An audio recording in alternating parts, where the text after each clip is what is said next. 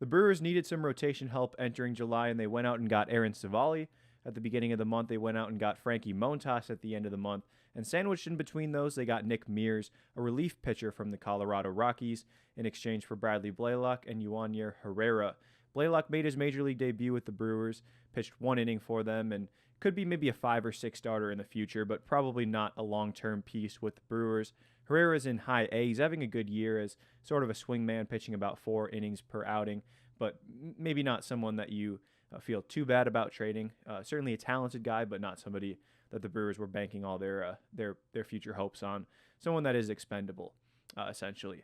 Mears is a very talented right-handed pitcher, but he hasn't gotten good results so far this year. And there are a few reasons for that. One of them, you would think the most obvious, would be that he's pitching at Coors. And the splits actually show that he's been significantly worse away from Coors than at Coors. His ERA at Coors, one of the better marks I would imagine, in franchise history in a single season. On the road, it's 8.69. So Mears struggled, and there might be some reasons why. And one of them is that he says he was tipping pitches.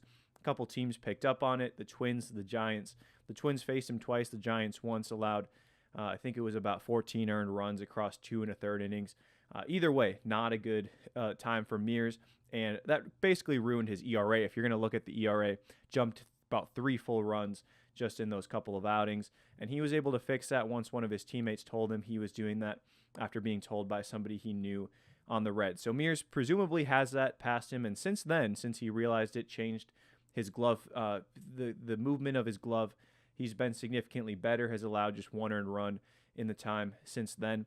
So Mears certainly a talented guy because he has good stuff. He gets good ride on his fastball, up around 97 miles per hour, but gets more ride than the average fastball.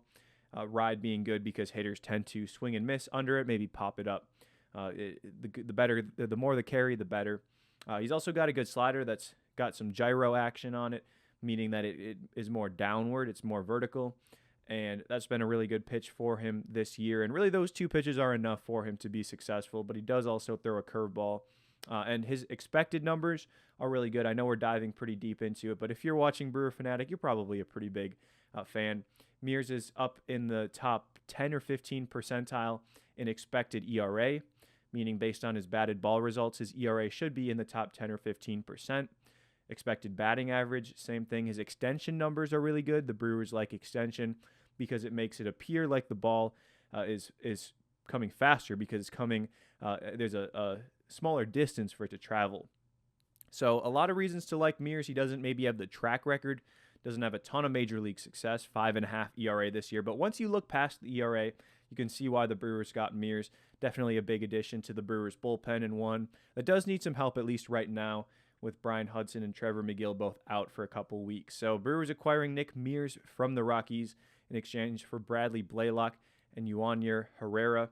Mears will probably be a medium to high leverage guy and already made his Brewers debut earlier this week.